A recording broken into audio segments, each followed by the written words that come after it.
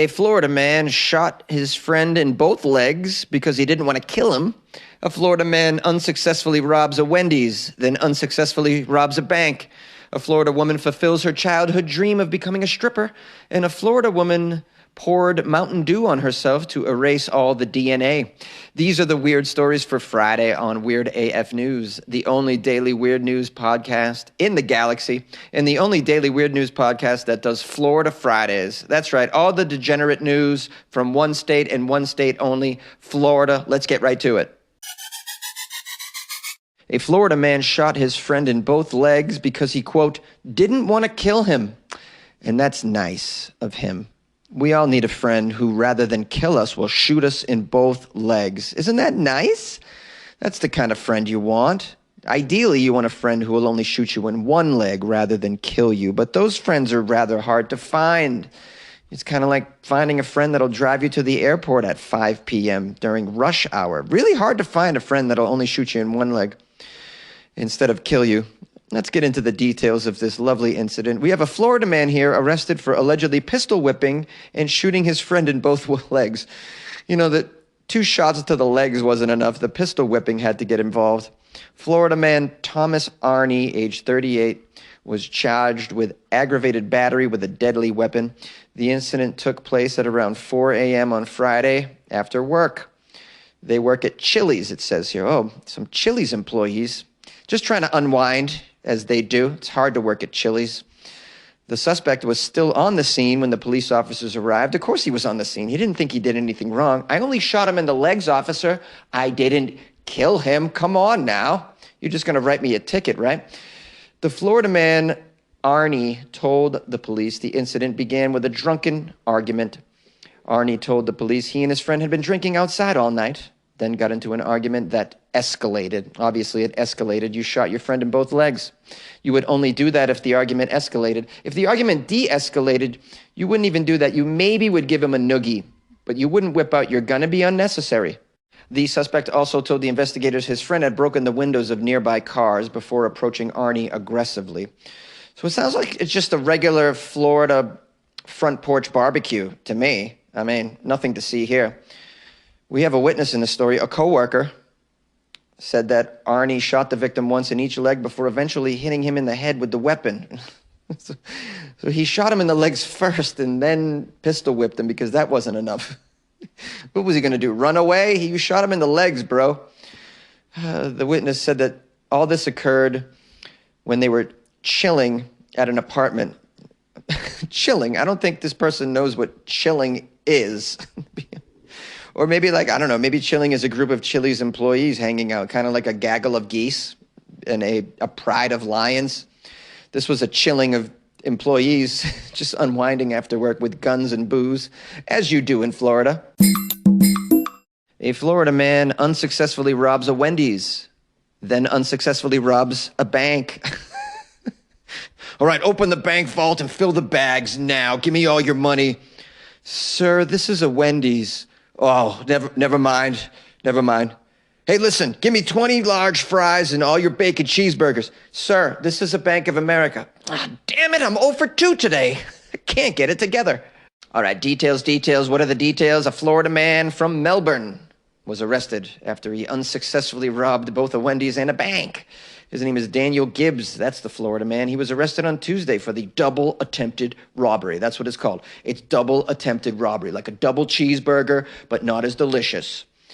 The alleged robbery attempts occurred when Gibbs walked into a Wendy's on Palm Bay Road and approached an employee behind the counter.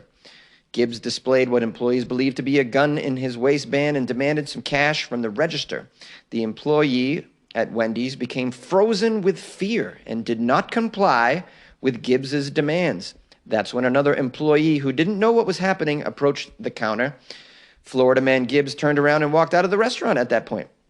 The first employee then collapsed into the second employee's arms. My goodness, just collapsed into the second employee's arms. Oh, these poor fast food employees in Florida. I mean, it just never ends with the robberies and the chicanery, the fighting.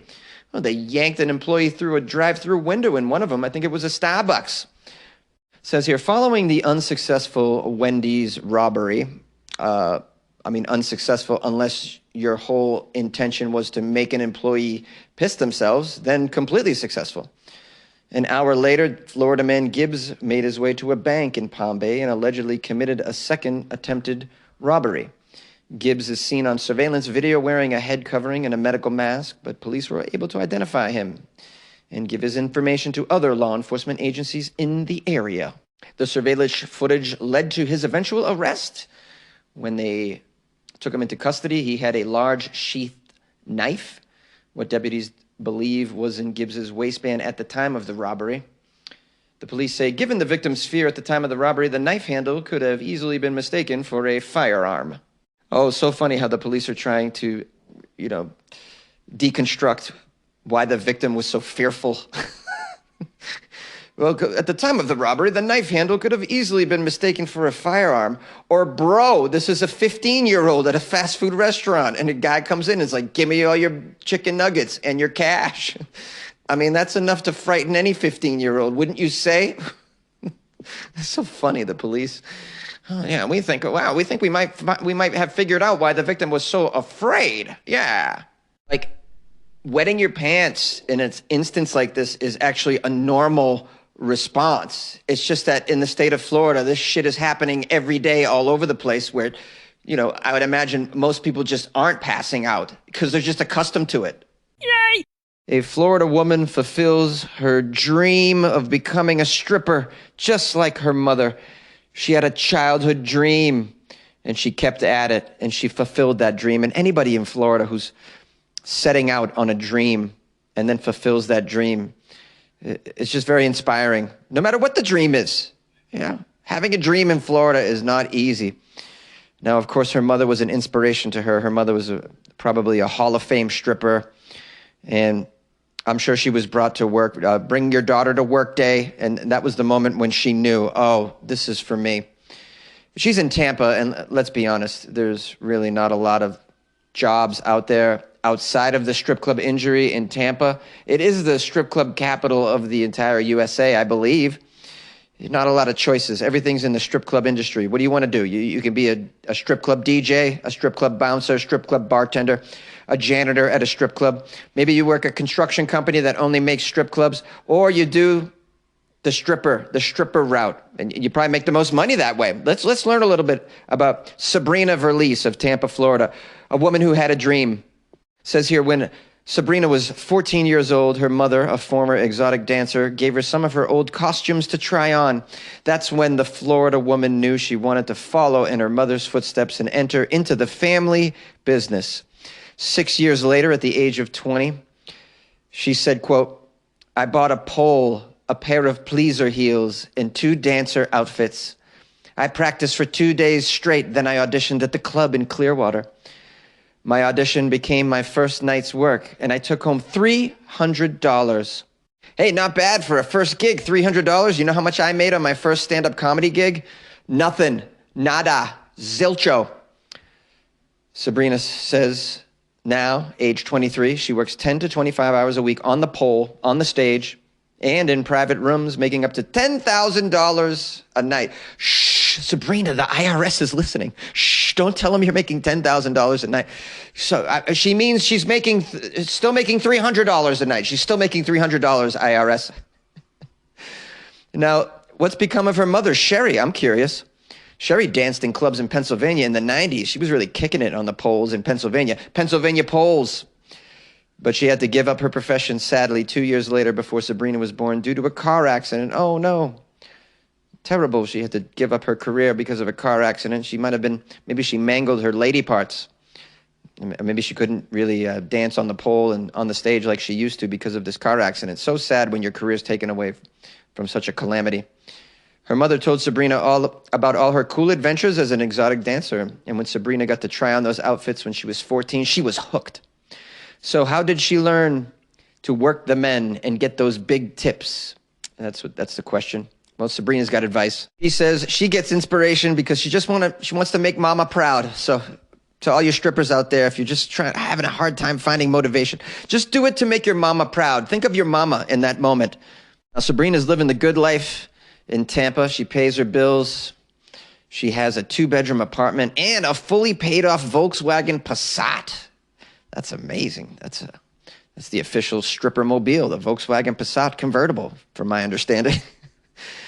Sabrina says, it's expensive in Tampa. You need a box full of cash if you're going to make that rent. Yeah, you go, girl. You make that rent. I love that. She's just doing it. I was hoping that in the story she was still dancing alongside her mom. That would be amazing. You can picture them both high-fiving in the VIP room together. I mean, but, you know, she just got some inspiration from her mother, and now she's doing it on her own. Sky's the limit, girl.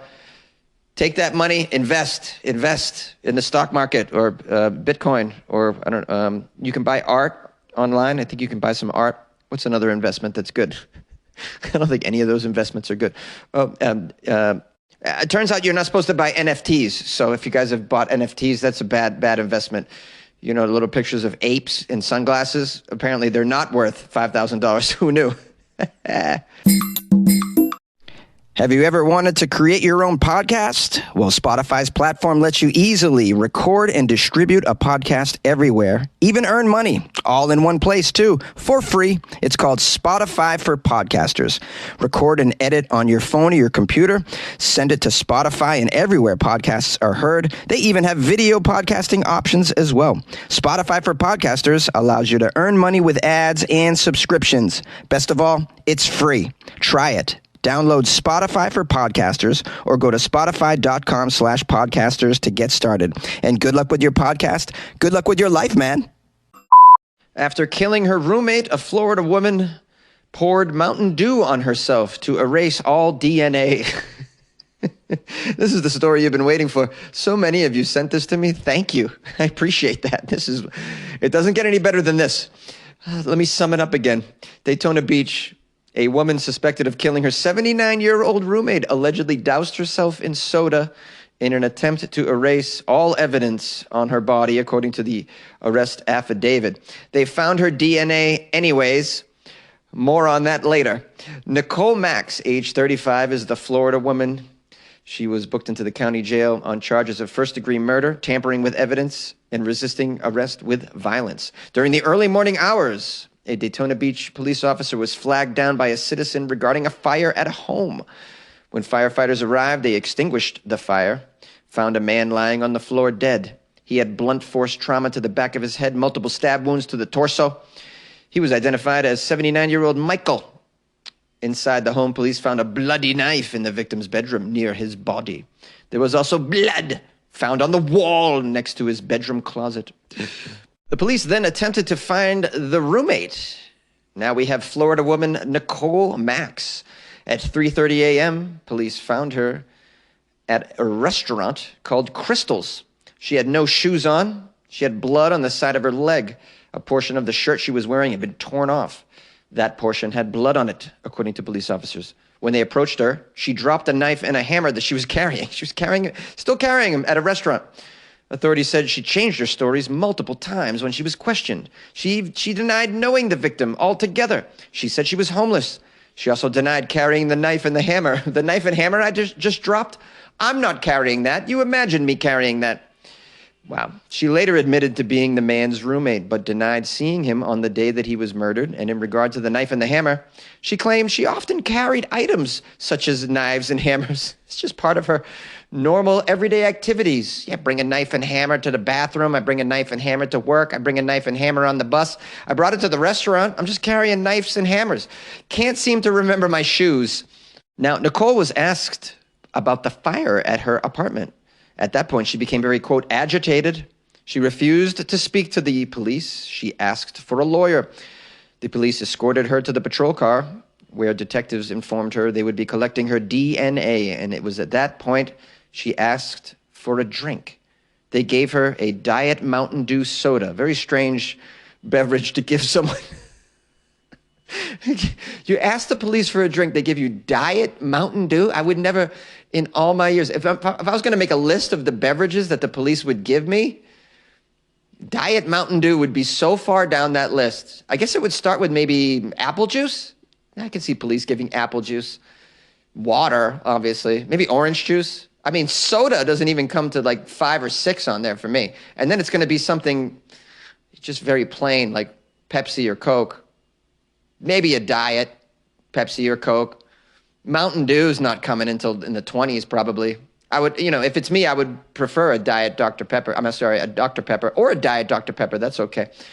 It'd be odd if the police gave you like a Monster Energy or a Red Bull. That's like, you don't want the person you're arresting on the Monster or the Red Bull. So that's probably not even on the list. Diet Mountain Dew, hilarious choice though. Diet Mountain Dew is what they gave her.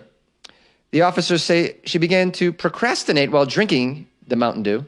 When a detective tried to grab the soda can from her, police say Nicole doused herself with it, pouring the Mountain Dew all over her body, all over her hair, trying to interfere with possible evidence on her body, pouring it onto the blood. She then began pulling and kicking officers while at the same time pouring Diet Mountain Dew onto her bloodstains, onto her hair, onto her chest. Oh, it's like an MC Hammer video. Now, some of you are probably quite surprised why someone would pour soda onto themselves. Does it really remove DNA? The answer is yes, but it's not Diet Mountain Dew. It's Mountain Dew Code Red that removes the DNA. Everybody knows it's Code Red. That's why they call it Code Red. Code Red works. Diet Mountain Dew does not work. I can also attest that this doesn't work with Hawaiian Punch or Sunny D either. So I've heard. Now, what's really pathetic about this entire story is that Nicole's DNA was found at the scene anyway, because it was on the handle of the knife blade that was found, yeah, you guessed it, next to the victim, because this is a Florida woman. Of course the knife is next to the victim. Of course it has her DNA on it. Of course. So, I mean, this foolish woman's going to go to jail because, you can't un-Mountain Dew what has already been Mountain done. Between the kids being home and hosting, everything in our house gets used up in summer. With Instacart, I can save money by stocking up on all my favorite summer brands. I save time by getting everything delivered in as fast as an hour. And I save myself a sink full of dirty dishes by stocking up on paper plates for the annual summer cookout. Save more on summer essentials? Spend more time enjoying summer. Add summer to cart. Download the app to get free delivery on your first 3 orders. Offer valid for a limited time. Minimum $10 per order. Additional terms apply. Yay! Hi, my friends and loyal listeners of the Weird AF News podcast. I want to thank you for spending some time with me. I hope you enjoyed this Florida Friday episode, and I want to thank everybody who sent me Florida articles the past 48 hours. It was extremely helpful, and you helped me put together what I think is a fine episode. Not bad for a traveling episode because I am still traveling in Mexico, and I bust my ass to still make time to do the podcast, but oftentimes I'm very distracted because I'm in an entirely new place. And I'm in the middle of doing things. But I always make time to do the podcast. So you probably noticed that the podcast might even sound a little bit different. And it's because of the environment that I'm recording in is not my typical quiet closet. But anyways, thanks for putting up with me.